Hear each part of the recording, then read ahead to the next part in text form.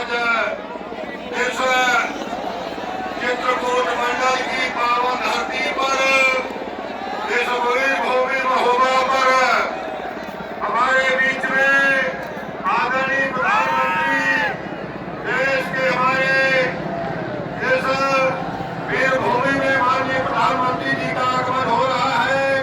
मैं उनका स्वागत अभिनंदन वंदन करता हूँ।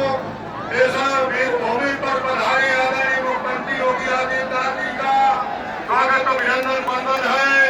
यहाँ पर पधारे उत्तर हमारे भारत सरकार के आदरणीय जल शक्ति मंत्री आदरणीय गजेंद्र सिंह शेखावत जी का स्वागत अभिनंदन वंदन है।